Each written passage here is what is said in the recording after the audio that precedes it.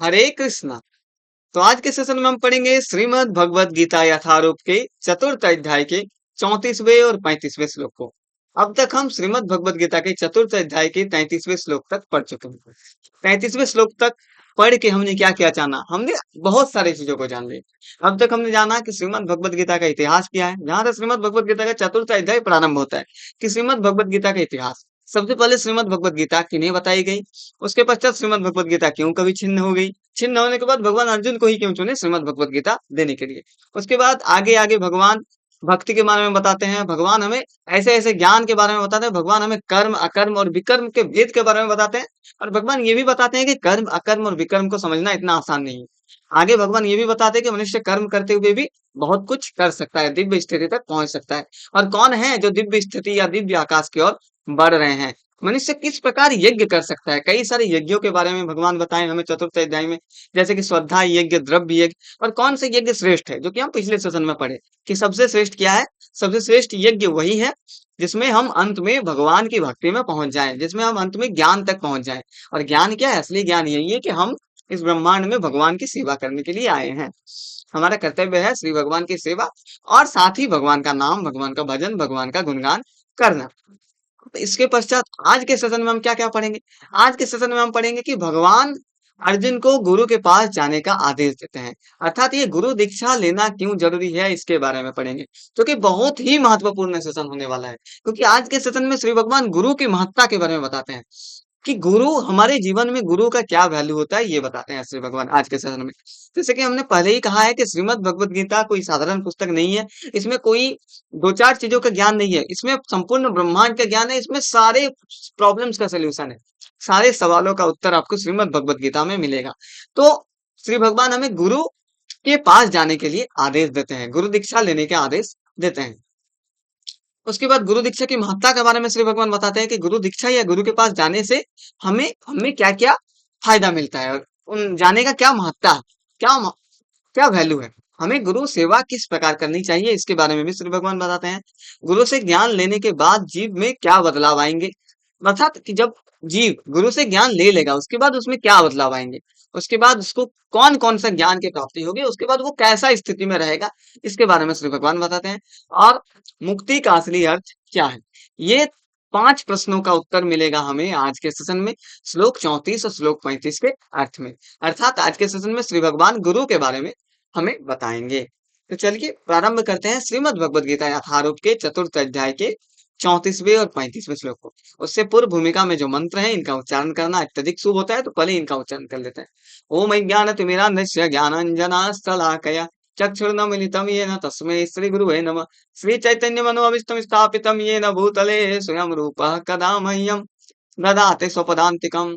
वन्देऽहं श्रीगुरुः श्रीयुत्पदकमलं श्रीगुरून् वैष्णवांश्च श्रीरूपं सग्रजातं सहगण रघुनाथनमित्रं तं सजीवं साद्वैतं सावधूतं परिजनसहितं कृष्णचैतन्यदेवं श्रीराधा कृष्णपादान् सहगण ललिता श्रीविशाखान्वितांश्च। हे कृष्ण करुणा सिंधु दीनबंधु जगतपते गोपेश गोपिका कांत राधा कांत नमस्तुते। तप्त कांचन गौरांगी राधे वृंदावनेश्वरी ब्रजवानुसुते देवी प्रणमामि हरिप्रिये। वाञ्छकल्पतरुभयश्च कृपा सिन्धुभय एव च पतितानां पावनेभ्यो वैष्णवेभ्यो नमो नमः। श्री कृष्ण चैतन्य प्रभु नित्यानंद श्री अद्वैत गदाधर श्रीवासादि गौर भक्त वृंद हरे कृष्ण कृष्ण कृष्ण हरे हरे, हरे राम राम राम हरे हरे। चलिए प्रारंभ करते हैं श्रीमद् भगवत गीता के 34वें श्लोक चतुर्थ अध्याय के, जिसमें श्री भगवान गुरु के बारे में बताते हैं। श्री भगवान कहते हैं त्वद्विद्धि प्रणिपातेन परिप्रश्नेन सेवया उपदिच्यन्ते ते ज्ञानम ज्ञानिनस्तत्त्वदर्शिनः। जिसका अर्थ स्पष्ट है कि तुम गुरु के पास जाकर के सत्य को जानने का प्रयास करो। श्री भगवान अर्जुन से कहते हैं कि हे अर्जुन, तुम गुरु के पास जाकर सत्य को जानने का प्रयास करो, उनसे विनीत होकर जिज्ञासा करो और उनकी सेवा करो।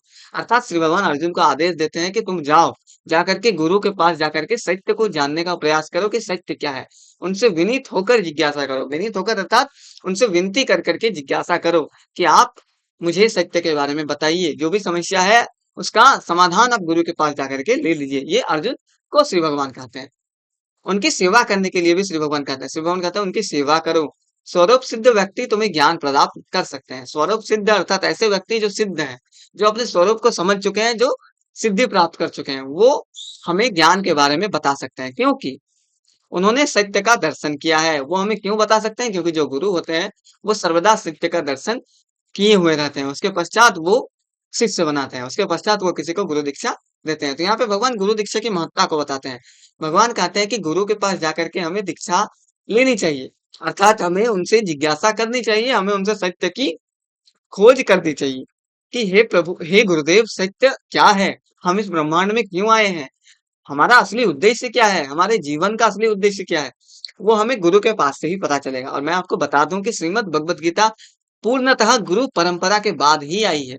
ये श्रीमद् भगवत गीता यथारूप, इसमें प्रभुपाद जी हमें बताते हैं, प्रभुपाद जी जो जगत गुरु हैं, जो इस जगत में हर जगह कृष्ण भावना अमृत, कृष्ण भावना भवित को फैलाए हैं, कृष्ण भावना अमृत को फैलाए हैं, जो हर जगह इस जगत में हर जगह इस्कॉन मंदिर को फैलाए हैं, गुरु दीक्षा की परंपरा को फैलाए हैं, यहाँ तक कि वो हरे कृष्ण का अत्यधिक प्रचार किए थे, अत्यधिक प्रसार किया था उस समय में। तो ये जो श्रीमद् भगवत गीता यथारूप में जो तात्पर्य लिखा हुआ है, इसका जो अर्थ लिखा हुआ है, ये पूर्णतः गुरु के पास से आया है। लेकिन अर्जुन को श्री भगवान क्या कहते हैं? अर्जुन को श्री भगवान कहते हैं कि गुरु के पास जाकर के सत्य को जानने का प्रयास करो। अब आजकल के जमाने में क्या होता है कि गुरु के पास जाना संभव है, लेकिन अत्यधिक कठिन है, क्योंकि वैसे गुरु मनुष्य को मिलते ही नहीं है। वैसे गुरु के लिए आपको वृंदावन जाना पड़ेगा, आपको नवद्वीप धाम जाना पड़ेगा, तब जाकर के आपको सिद्ध स्वरूप सिद्ध व्यक्ति मिलेंगे। स्वरूप सिद्ध व्यक्ति के पास ही हमें जानना है, क्योंकि जो मनुष्य सत्य जानता है, वही आपको सत्य के बारे में बता सकता है। जो कि श्रीमद् भगवत गीता स्वयं प्रभुपाद जी इनका तात्पर्य को बताए हैं। तो प्रभुपाद जी तो भगवान के बहुत बड़े भक्त थे, प्रचार प्रसार बहुत ज्यादा किए थे। तो भगवान की कृपा से ही वो श्रीमद् भगवत गीता को लिखे हैं। तो ये भी पूर्णतः गुरु से ही आया हुआ है, ये श्रीमद् भगवत गीता यथारूप। और साथ ही आजकल हमें ऑनलाइन श्री भगवान की कृपा से प्रभुपाद जी के लेक्चर्स मिल जाएंगे, प्रेमानंद जी महाराज के लेक्चर्स मिल जाएंगे, उनके सेशंस मिल जाएंगे। तो हम अगर उनसे भी देखें तो भी हमें सत्य के बारे में पता चलेगा, तो भी हमें पता चलेगा कि हमारे जीवन का असली उद्देश्य क्या है, हम क्यों इस ब्रह्मांड में आए हैं, हम किस प्रकार भगवान की सेवा कर सकते हैं।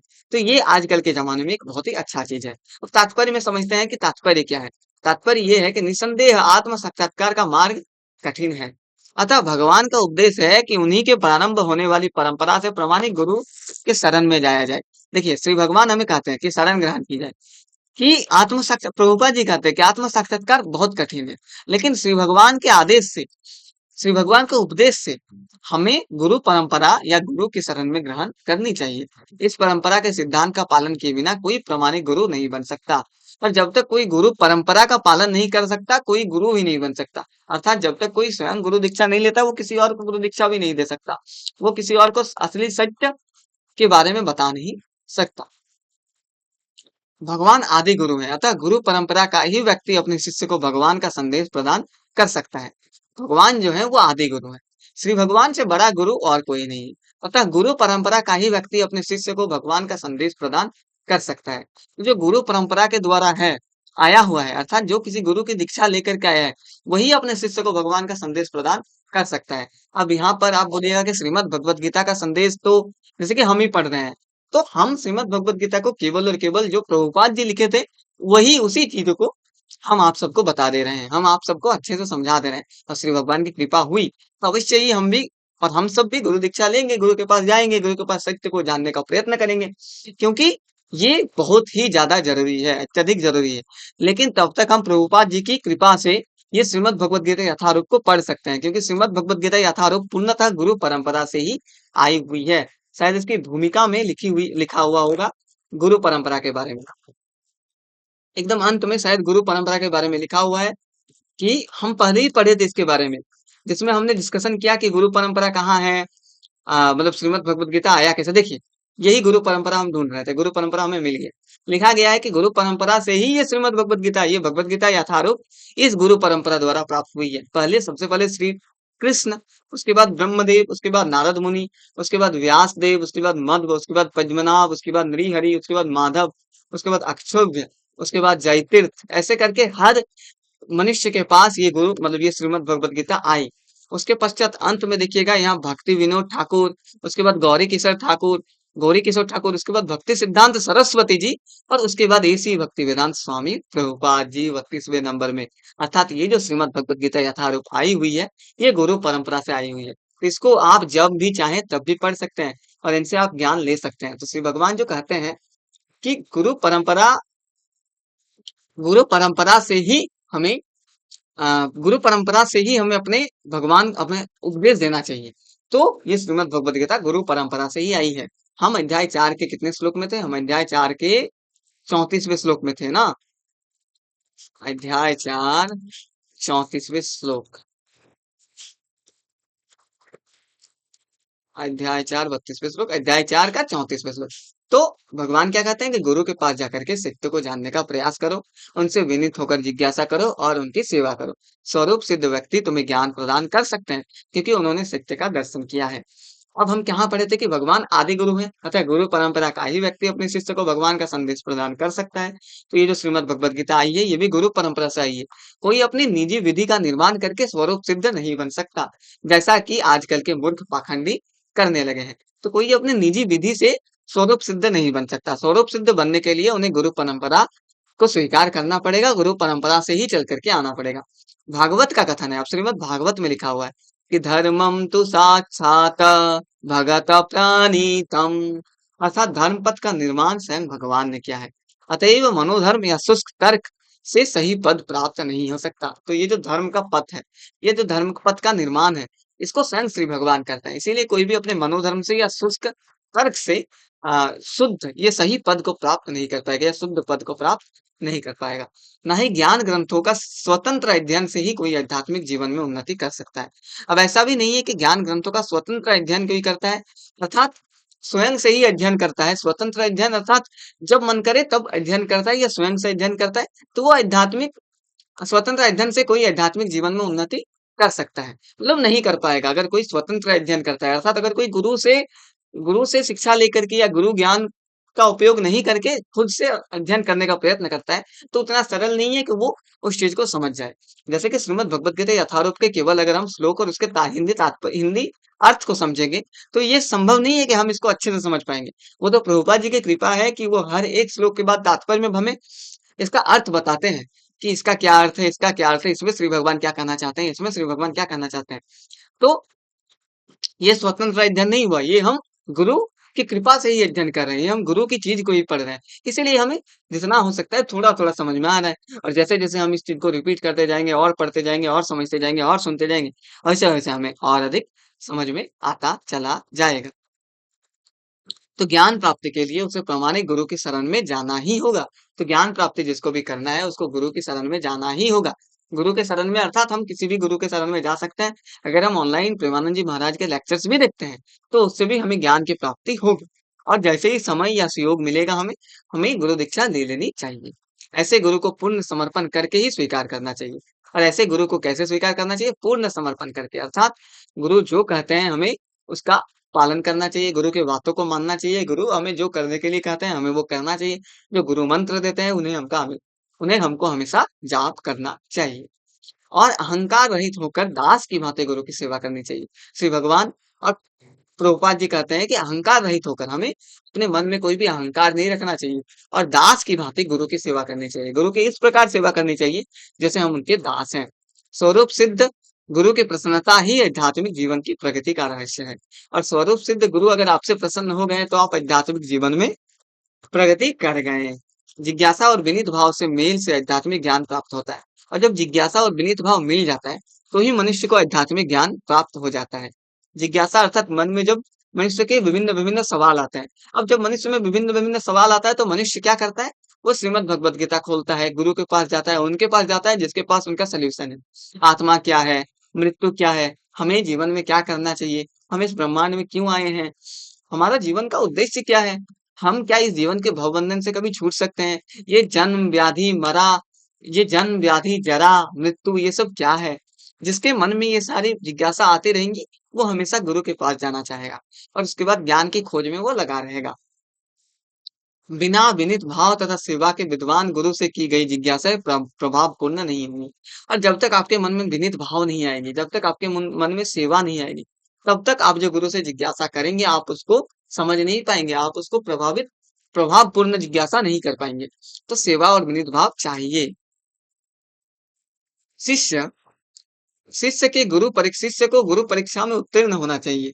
और जब गुरु शिष्य में वास्तविक इच्छा देखता है, तो स्वतः ही शिष्य के आध्यात्मिक ज्ञान का आशीर्वाद देता है। तो ये तो गुरु का स्वभाव है कि अगर उनके शिष्य में जिज्ञासा उत्पन्न हो, अगर उनके शिष्य आध्यात्मिक पथ तक जाना चाहे, तो गुरु उन्हें सर्वदा मदद करेंगे, सहायता करेंगे। इस श्लोक में अनुधान अंधा इस श्लोक में अंधानुगमन तथा निरर्थक जिज्ञासा, इन दोनों की भर्त्सना की गई है। अर्थात कि निरर्थक जिज्ञासा नहीं करना है, अंधा अनुगमन नहीं करना है, हमें गुरु से पूर्णतः जिज्ञासा करना है। शिष्य न केवल गुरु से विनीत होकर सुने, अपितु विनीत भाव से सेवा और जिज्ञासा द्वारा गुरु से स्पष्ट ज्ञान प्राप्त करे। अर्थात जो शिष्य है, वो गुरु से स्पष्ट ज्ञान प्राप्त करे, गुरु से विनती करे, गुरु से जिज्ञासा करे और स्पष्ट ज्ञान प्राप्त करे। प्रमाणिक गुरु स्वभाव से शिष्य के प्रति दयालु होता है। अतः यदि शिष्य विनीत हो और सेवा में तत्पर रहे, तो ज्ञान और जिज्ञासा का विनिमय पूर्ण हो जाता है। अर्थात अगर शिष्य विनीत हो, शिष्य भगवान की भांति अपने गुरु को पूजता हो, तो वो क्या होगा, गुरुदेव उनकी अवश्य सहायता करेंगे और गुरुदेव उनको अवश्य ही आध्यात्मिक पथ की ओर लेकर के जाएंगे। अब 35वें श्लोक में श्री भगवान क्या कहते हैं? 35वें श्लोक में श्री भगवान कहते हैं, यज्ञात्वा न पुनर्मोह मेवं यास्यसि पांडव येन भूतान्न ये से द्रक्षयस्य यात्तमन्नयथो मयि। इसका अर्थ है कि स्वरूप सिद्ध व्यक्ति से वास्तविक ज्ञान प्राप्त कर चुकने पर तुम पुनः कभी ऐसे मोह को प्राप्त नहीं होंगे, क्योंकि इस ज्ञान के द्वारा तुम देख सकोगे कि सभी जीव परमात्मा के अंश स्वरूप हैं, अर्थात वे सब मेरे हैं। अब जब आप या हम स्वरूप सिद्ध व्यक्ति से ज्ञान प्राप्त कर लेते हैं, तो हमें वास्तविक ज्ञान मिल जाता है और हम कभी इस ऐसे मोह में नहीं फंसते, ऐसे मोह के जाल में नहीं फंसते हैं, क्योंकि हमें ज्ञान के द्वारा ये पता चल जाएगा, हम ये देख पाएंगे कि सभी जीव परमात्मा के अंश स्वरूप है, कि जो भी जीव है, सब जीव परमात्मा के अंश स्वरूप है। अर्थात हम मुंह में नहीं फंसेंगे, हमें पता है कि जो भी है वो श्री भगवान का है, तो वो सब श्री भगवान के कृपा से ही आया है, अर्थात वे सब मेरे हैं। तो अर्थात वो सब मेरे हैं का अर्थ है कि अर्थात जो भी जीव है, सब जीव श्री भगवान के ही हैं, श्री भगवान ही सबके सबके स्वामी हैं, श्री भगवान ही सबके मालिक हैं। तो स्वरूप इस तात्पर्य में प्रभुपाद जी लिखते हैं कि स्वरूप सिद्ध व्यक्ति से ज्ञान प्राप्त होने का परिणाम यह होता है कि अब पता चल जाता है कि सारे जीव भगवान श्री कृष्ण के भिन्न अंश हैं। तो जब आप स्वरूप सिद्ध व्यक्ति से ज्ञान प्रदान कर लेते हैं, ज्ञान प्राप्त कर लेते हैं, तो आपको पता चल जाता है कि संपूर्ण जो जगत है, संपूर्ण जगत में जो संपूर्ण जीव है, वो सब कुछ श्री भगवान के भिन्न अंश हैं। प्रभुपाद जी हमें ये भी बता देते हैं कि हमें गुरु के पास जाकर के क्या फल मिलने वाला है। गुरु के पास जाने के बाद अगर हम उनसे जिज्ञासा करते हैं, तो हमें क्या फल मिलेगा। कृष्ण से पृथक अस्तित्व का भाव माया। माया अर्थात माँ का अर्थ होता है नहीं, और या का अर्थ होता है यह। माया का अर्थ ही है कि यह नहीं, मतलब यह नहीं है, माया कहलाती है। तो जो अस्तित्व कृष्ण से पृथक है, उसी को हम माया कहते हैं। माया क्या है? माया अर्थात भगवान कृष्ण से हट करके जो चीज है, वही माया है। कुछ लोग सोचते हैं कि हमें कृष्ण से क्या लेना देना है, वे तो केवल महान ऐतिहासिक पुरुष हैं और पर ब्रह्म तो निराकार है। तो कुछ लोग ऐसे भी हैं, यहाँ पे प्रभुपाद जी बताते हैं, कुछ लोग ऐसे हैं जो ये सोचते हैं कि भगवान कृष्ण केवल एक महान ऐतिहासिक पुरुष हैं और परम ब्रह्म जो है, अर्थात जो भगवान है, जो परम ब्रह्म है, वो कोई एक निराकार है, उसका कोई आकार नहीं है, उसका कोई रूप नहीं है। वस्तुतः जैसा कि भगवत गीता में कहा गया है, यह निराकार ब्रह्म कृष्ण के व्यक्तिगत तेज, तो ये जो निराकार ब्रह्म है, ये भी भगवान कृष्ण के ही व्यक्तिगत तेज है। अर्थात भगवान कृष्ण से ही ये परम ब्रह्म भी, अर्थात अगर जो मानता है कि परम ब्रह्म निराकार है, उसके लिए भी ये है कि भगवान कृष्ण से ही ये परम ब्रह्म भी आता है। ये परम ब्रह्म जो है, ये निराकार जो है, एनर्जी जो है, ये श्री भगवान का ही ब्रह्म तेज है, उन्हीं का तेज है। कृष्ण भगवान के रूप में प्रत्येक वस्तु का कारण है, तो भगवान कृष्ण ही प्रत्येक वस्तु का कारण है। ब्रह्म संहिता में स्पष्ट कहा गया है कि कृष्ण श्री भगवान है और सभी कारणों के कारण है, ये ब्रह्म संहिता में कहा गया है। तो इसको ना मानने का कोई संदेह, इसमें संदेह ही नहीं आता है, क्योंकि ब्रह्म संहिता या फिर जो वेद है, ये सभी श्री भगवान से ही आए हुए हैं। तो इसमें संदेह करना ही नहीं है। यहाँ तक कि लाखों अवतार, उनके विभिन्न विस्तार ही हैं। इसी प्रकार सारे जीव भी कृष्ण का अंश हैं। तो जैसे भगवान के सारे अवतार हैं, इसी प्रकार हम सब सारे जीव भी श्री भगवान के ही अंश हैं, श्री भगवान से ही उत्पन्न हुए हैं। मायावादियों की यह मिथ्या धारणा है कि कृष्ण उनके अनेक अंशों में अपने निजी पृथक अस्तित्व को मिटा देते हैं। यह विचार सर्वदा भौतिक है। तो मायावादियों के विचार क्या-क्या है कि वो कभी-कभी सोचते हैं कि भगवान कृष्ण जब इस अवतार में रहते हैं तो वो अपना दूसरा अस्तित्व को मिटा देते हैं, लेकिन ये सत्य नहीं है। अगर भगवान नरसिंह अवतार में भी है, अगर भगवान बावन अवतार में भी है तो भी वो भगवान है, अगर भगवान नरसिंह अवतार में है तो भी वो भगवान है, अगर भगवान किसी भी अवतार में है तो वो भगवान ही है, मत्स्य अवतार में है तो भी भगवान है, अगर भगवान किसी और अवतार में कृष्ण अवतार में है, राम अवतार में है, परशुराम अवतार में है, जिस अवतार में है वो है श्री भगवान ही। तो भौतिक जगत में हमारा अनुभव है कि यदि किसी वस्तु भौतिक जगत में हमारा अनुभव है कि यदि किसी वस्तु का विखंडन किया जाए तो उसका मूल स्वरूप नष्ट हो जाता है। किंतु मायावादी यह नहीं समझ पाते कि परम का अर्थ है कि एक और एक मिलकर एक ही होता है और एक में से एक घटाने पर भी एक ही बचता है। तो परम ब्रह्म का यही स्वरूप है। मायावादी को जो होते हैं उनका क्या धारणा है? वो सोचते हैं कि कृष्ण अपने अनेक अंशों में अपनी निजी पृथक अस्तित्व को मिटा देते हैं, लेकिन ऐसा नहीं है। यह विचार सर्वदा भौतिक है। भौतिक जगत में हमारा अनुभव है कि यदि किसी वस्तु का विखंडन किया जाए तो उसका मूल स्वरूप नष्ट हो जाता है। और भौतिक जगत में हम अगर किसी वस्तु का विखंडन कर देते हैं अर्थात किसी वस्तु को तोड़ देते हैं, अलग अलग अंशों में भाग कर देते हैं, तो उसका जो अस्तित्व होता है वो नष्ट हो जाता है। लेकिन श्री भगवान पर ऐसा नहीं है। श्री भगवान अगर चाहे कितने भी अंश में क्यों ना हो, श्री भगवान ही रहते हैं। किंतु मायावादी यह नहीं समझ पाते कि परमात्मा कि परम का अर्थ है कि एक और एक मिलकर एक ही होता है और एक में से एक घटाने पर भी एक ही बचता है। तो मायावादी ये नहीं समझ पाते कि परम का अर्थ क्या है? परम का अर्थ है कि एक और एक मिलकर एक ही होना और एक में एक घटाने पर भी एक ही बचना।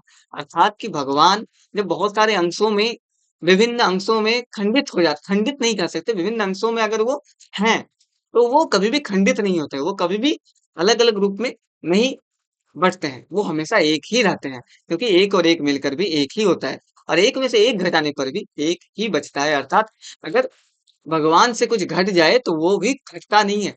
परम का अर्थ यही है। ये तो प्रभुपाद जी बहुत ही अच्छी बात बताते हैं कि एक और एक मिलकर परम में एक होता है और एक से एक घटाने पर भी एक ही बचता है। अर्थात शून्य कभी नहीं आता। भगवान हमेशा हैं, हमेशा थे और हमेशा रहेंगे। परम ब्रह्म का यही स्वरूप है। ब्रह्म विद्या का पर्याप्त ज्ञान ना होने के कारण हमें माया से आवृत हैं। हम माया से आवृत हैं, इसीलिए हम अपने को कृष्ण से पृथक सोचते हैं। अब हमें क्योंकि ब्रह्म विद्या के बारे में पर्याप्त ज्ञान नहीं है और हम माया में फंस चुके हैं, इसीलिए हम सोचते हैं कि भगवान कृष्ण हमसे पृथक हैं। लेकिन भगवान कृष्ण हमसे पृथक हैं ही नहीं। यद्यपि हम कृष्ण के भिन्न अंश ही है, किंतु तो भी हम उनसे भिन्न नहीं है। जीवों का शारीरिक अंतर माया है अथवा वास्तविक सत्य नहीं है। मतलब जीवों का जो यद्यपि हम कृष्ण से भिन्न अंश हैं किंतु तो भी हम उनसे भिन्न नहीं है। तो हम देखने में लग सकते हैं कि हम कृष्ण से भिन्न हैं, हम उनके भिन्न अंश हैं, लेकिन हम उनसे भिन्न नहीं है। हम भगवान कृष्ण से जुड़े हुए हैं, हर पल जुड़े हुए हैं, प्रतिक्षण जुड़े हुए हैं। जीवों का शारीरिक अंतर माया है अथवा वास्तविक सत्य नहीं है। तो ये जो जीवों में शारीरिक अंतर है, ये माया के लिए आप फंस चुका है। हम समझते हैं कि हम अलग हैं, वो अलग है, वो अलग है, ये जीव अलग है, वो जीव अलग है। ये सब माया का खेल है। अंत लेकिन है क्या? सत्य क्या है कि सत्य भगवान कृष्ण ही सब कुछ है। हम सभी कृष्ण को प्रसन्न करने के निमित्त हैं और हम सब आए हैं इस ब्रह्मांड में भगवान कृष्ण को प्रसन्न करने के लिए। केवल माया के कारण ही अर्जुन ने सोचा कि उसके स्वजनों से उसका क्षणिक शारीरिक संबंध कृष्ण के शाश्वत आध्यात्मिक संबंधों से अधिक महत्वपूर्ण है। तो ये भगवान कृष्ण मतलब अर्जुन सोचते हैं केवल और केवल माया के लिए कि जो भी हैं, जो भी लोग हैं, ये सभी मतलब देखिए अच्छे से समझते हैं कि केवल माया के कारण ही अर्जुन ने सोचा कि उसके स्वजनों से उसका क्षणिक शारीरिक संबंध है। तो ये केवल और केवल माया के लिए ही अर्जुन सोचता है कि वो उनके जो स्वजन है, उनके जो परिवारजन है, उनसे उनका शारीरिक संबंध है। शारीरिक संबंध कृष्ण के शाश्वत आध्यात्मिक संबंध से महत्वपूर्ण है और वो ये नहीं समझता है, अर्जुन ये समझता है कि उनका जो शारीरिक संबंध है, ये ज्यादा महत्वपूर्ण है कृष्ण से आध्यात्मिक संबंध से। तो ये माया के लिए अर्जुन सोचता है, समझ में आया?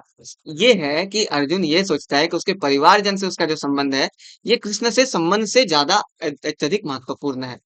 लेकिन ये सत्य नहीं है, ये माया के लिए लोग सोचता है कि मेरा परिवार या बाकी सब चीज बहुत ज्यादा महत्वपूर्ण है। लेकिन सच्चाई तो यह है कि श्री भगवान ही सब कुछ हैं और सारे रूपों में श्री भगवान ही इस ब्रह्मांड में फैले हुए हैं। मुझे एक घटना याद आ रही है जो महाभारत के वक़्त घटित हुआ था, जिसमें बड़बड़िक जो थे, जिन्हें आज हम खाटू श्याम के नाम से जानते हैं, जिन्हें पूजते हैं। बड़बड़िक जो थे, वो घटोत्कच के पुत्र थे और जब उनसे अंत में कहा गया कि आपको युद्ध में उनका सिर काट दिया गया था। उसके बाद अंत में उनसे पूछा गया कि आपको इस युद्ध में क्या दिखा? तो बड़बड़िक कहते हैं कि मुझे इस युद्ध में हर जगह सिर्फ कृष्ण ही दिख रहे थे। कृष्ण ही मार रहे थे, कृष्ण ही मर रहे थे, हर जगह कृष्ण था। अर्जुन में भी कृष्ण था, दुर्योधन में भी कृष्ण था। हर जगह केवल और केवल कृष्ण ही था। तो इसका अर्थ यही है कि भगवान कृष्ण ही सब कुछ है। जो भी है सब कुछ कृष्ण है, लेकिन माया के लिए हमें अलग-अलग दिख रहा है। परब्रह्म के भिन्न अंश के रूप में जीवों का एक विशिष्ट उद्देश्य पूरा होता है। उस उद्देश्य को भुलाने के कारण ही वे अन्य अनादि काल से मानव, पशु, देवता आदि देहों में स्थित हैं। ऐसे शारीरिक अंतर भगवान के दिव्य सेवा का विस्मरण से जनित है। किंतु जब कोई कृष्ण भावना अमृत के माध्यम से दिव्य सेवा में लग जाता है, तो वो इस माया से तुरंत मुक्त हो जाता है। तो जब कोई कृष्ण भावना अमृत में लग जाता है, तो वो इस माया से तुरंत मुक्त हो जाता है। ऐसा कृष्ण भावना अमृत अर्थात भगवान कृष्ण की दिव्य सेवा करने लग जाता है। ऐसा ज्ञान केवल प्रामाणिक गुरु से ही प्राप्त हो सकता है और इस तरह वह इस भ्रम से को दूर कर सकता है कि जीव कृष्ण के तुल्य है। पूर्ण ज्ञान तो यह है कि परमात्मा कृष्ण समस्त जीवों के परम आश्रय है और इस आश्रय को त्याग देने पर जीव माया द्वारा मोहित होते हैं। तो पूर्ण ज्ञान क्या है कि परमात्मा कृष्ण समस्त जीवों के परम आश्रय है, अर्थात हम सब जीवों के परम आश्रय कौन है? भगवान कृष्ण। और ऐसे आश्रय को जब हम त्याग कर देते हैं तो हम माया के वशीभूत हो जाते हैं, हम माया के वश में आ जाते हैं, माया द्वारा मोहित हो जाते हैं, क्योंकि वे अपना अस्तित्व तुच्छ समझते हैं। इस तरह विभिन्न भौतिक पहचानों को मानदंड के अंतर्गत वे कृष्ण को भूल जाते हैं। किंतु जब ऐसे मोहग्रस्त जीव कृष्ण भावना अमृत में स्थित होते हैं तो यह समझा जाता है कि वे मुक्ति पथ पर हैं, जिसकी पुष्टि भागवत में की गई है।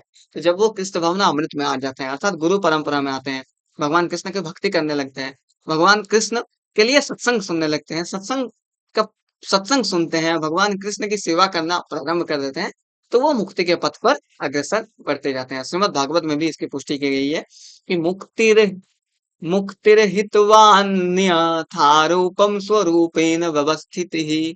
अर्थात मुक्ति का अर्थ है कृष्ण के नित्य दास रूप में, जिसे हम कृष्ण भावना अमृत भी कहते हैं। कृष्ण भावना अमृत में अपनी स्वाभाविक स्थिति पर होना, अर्थात अपनी स्वाभाविक स्थिति पर ही होना, लेकिन हमेशा सोचना कि मैं भगवान कृष्ण का नित्य दास हूँ और किस प्रकार मैं भगवान की सेवा कर सकूं, मन वचन या क्रम से, चाहे कर्म से, मन वचन या कर्म से, चाहे किसी भी रूप में अगर मैं भगवान कृष्ण की सेवा कर पा रहा हूँ तो ये है, तो इसी से मुझे मुक्ति मिलेगी, क्योंकि भगवान कृष्ण से ही मुक्ति, भगवान कृष्ण की सेवा, तो भगवान कृष्ण के नित्य दासता से ही मनुष्य को मुक्ति प्रदान होती है, मनुष्य को मुक्ति मिलती है।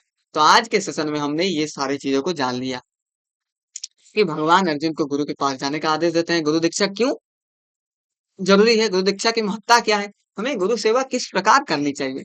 गुरु से ज्ञान लेने के बाद जीव में क्या बदलाव आएंगे और मुक्ति का असली अर्थ क्या है? मुक्ति मनुष्य को कैसे मिलता है? और अंततः हमें यह भी पता चला कि भगवान कृष्ण विभिन्न अंशों में फैले हुए हैं, लेकिन भगवान कृष्ण का अस्तित्व कभी भी मिटता नहीं है। इस ब्रह्मांड में जो भी है सब कुछ भगवान कृष्ण की कृपा से ही है, भगवान कृष्ण से ही है, हम सब भी भगवान कृष्ण के ही अंश हैं। तो आज के सेशन में बस इतना ही। फिर मिलेंगे एक और नए सेशन, एक और नए उत्साह, एक और नए उमंग के साथ, कुछ नए सवालों के साथ, कुछ नए जवाब के साथ। तब तक के लिए हंसते रहें, मुस्कुराते रहें और बने रहें भास्कर खवास टॉक्स चैनल के साथ। और हाँ, सबसे जरूरी बात, भगवान श्री कृष्ण का नाम सर्वदा लेते रहें, उनका भजन सर्वदा करते रहें, उनका गुणगान सर्वदा करते रहें। हरे कृष्णा।